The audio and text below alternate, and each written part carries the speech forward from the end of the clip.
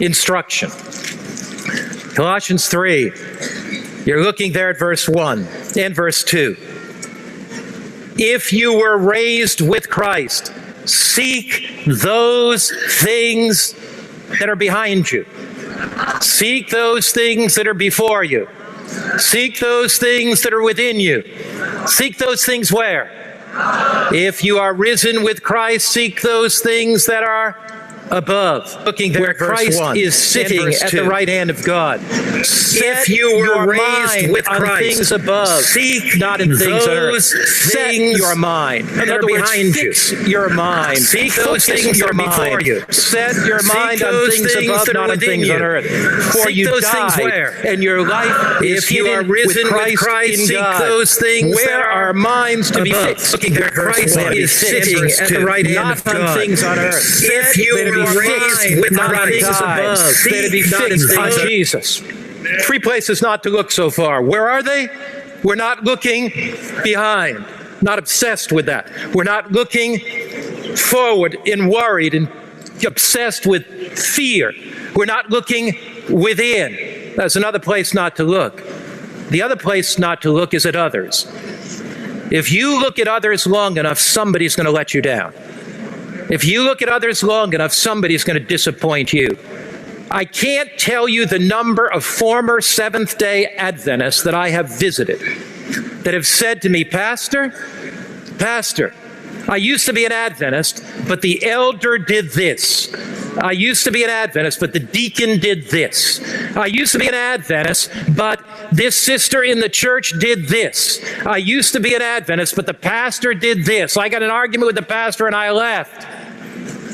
If you look at others long enough, you're going to become so discouraged that somebody is going to do something that it's going to lead you to forsake your faith if you're obsessed with what others do. Now, the Bible is clear on that. 2 Corinthians chapter 10, verse 12. Now, God forbid that somebody does something unjustly to you.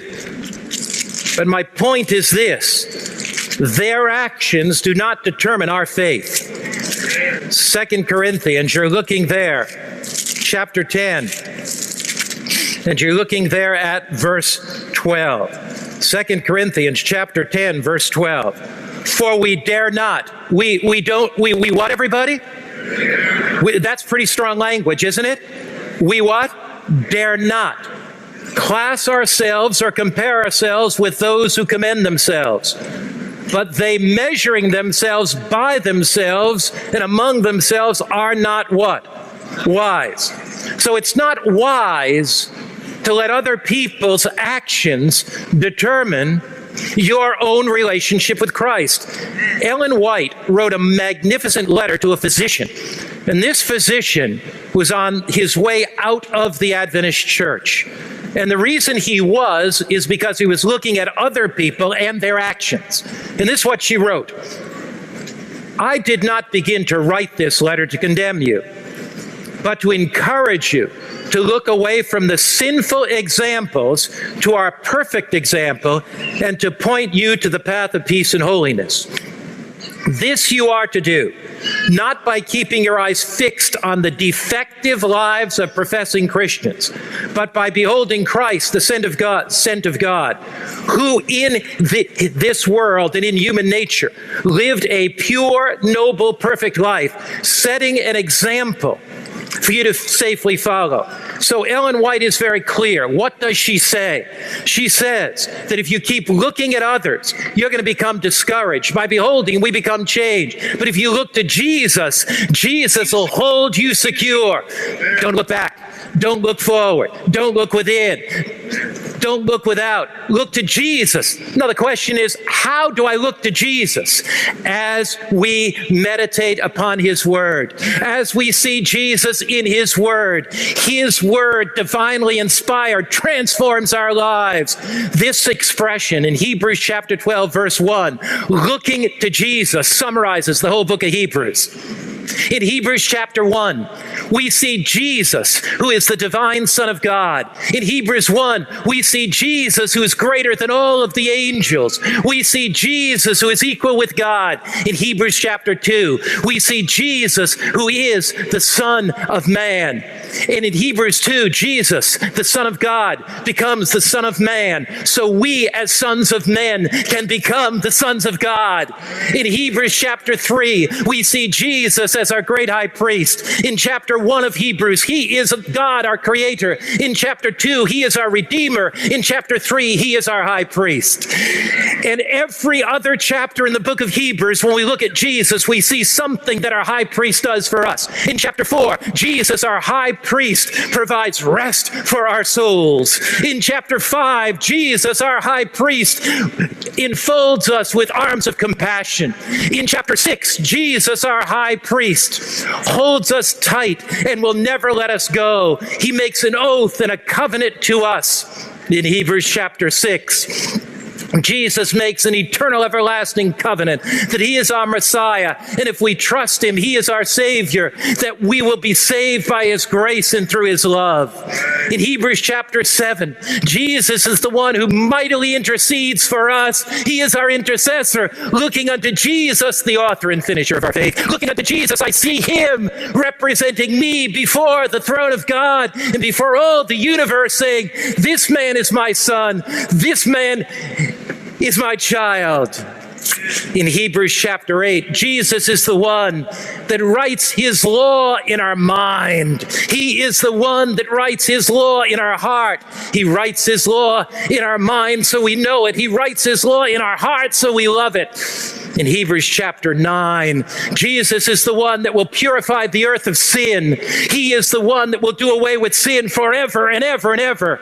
In Hebrews chapter 10, our high priest will hold us fast with a grip that will never let us go. Looking to Jesus, I see my Creator. Looking to Jesus, I see my Redeemer. Looking to Jesus, I see my high priest. Looking to Jesus, I find rest. Looking to Jesus, I find the one who keeps the covenant. Looking to Jesus, I find the one who writes his law in my heart, in my mind. In Hebrews chapter 11, he is the one that will give us a faith to stand whatever we have to face in life. In Hebrews chapter 12, he has a kingdom prepared for us. And in Hebrews chapter 13, he is the one that is faithful yesterday, today, and forever. What happens when we look at Jesus? What happens when we look at Jesus? We look away from our past and our guilt and our failures.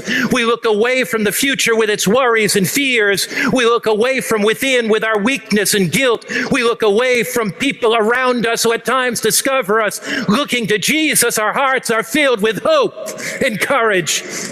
Looking to Jesus. He takes us through.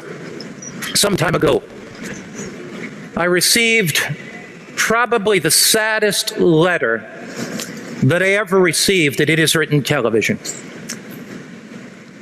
It was a letter that was not only sad, but in a sense joyous at the same time. A young mother, late 20s, had been watching the It Is Written telecast. And as she watched that telecast, her heart was touched. She wrote for our books, began to read them. And she had just gone through in her life a very, very traumatic experience. She had 2 children. One child was 3 years old, the other child was 5 years old. And she wrote to me about it. One day, it was a summer day, and she was making lunch. And she had forgotten to latch the screen door going out to the pool. As she was making lunch, she was thinking about what she'd prepare for her 3 and 5-year-old. And she didn't hear the slight closing of the door. She didn't recognize that her little 3-year-old had crawled out and was on the edge of the pool tottering there. She didn't hear the splash when the 3-year-old fell and tumbled into the water. She didn't hear her 5-year-old as she crawled out and fell in as well. When she realized what happened, she kind of looked out the window and saw two bodies floating in the pool.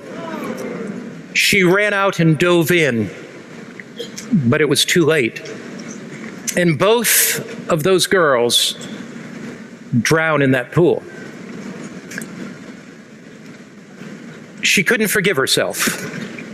Why didn't I hear the door? Why didn't I lock the door? Why wasn't I more attentive to my girls? She began watching our telecast.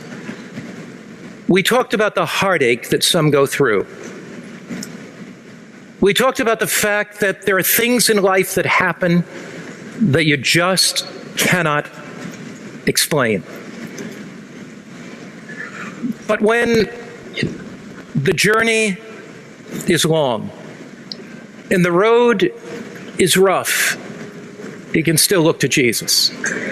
Because he still is a way of healing hearts.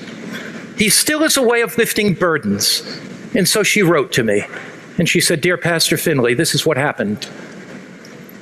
But through this all," and these are her words, "I've learned to lay my head on Jesus' breast. Through it all, I've learned to have Jesus embrace me. Through it all, I've learned to have him hold me in his arms. Through it all, I've learned to have him whisper in my ear, 'You're going to make it. I'm not going to let you go. You're going to make it.'"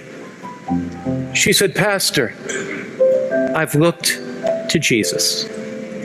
The pain is there, but a healing is taking place in my heart. I never knew that I could have a relationship with Jesus that's so intimate, that's so close. Turn your eyes upon Jesus and look full in his wonderful face, and the things of earth will grow strangely dim in the light of his glory and grace." God's going to touch somebody in this audience right now. God's going to touch somebody right now. There's somebody here with a burden, and God's going to lift that burden. There's somebody here with a broken heart, and God's going to heal that heart. There's somebody here that's been struggling about your past, and you're going to look to Jesus. Somebody here that's drifted away from Jesus, and you're going to look to him. You're not going to look to other people. Let's stand and sing it. Turn your eyes.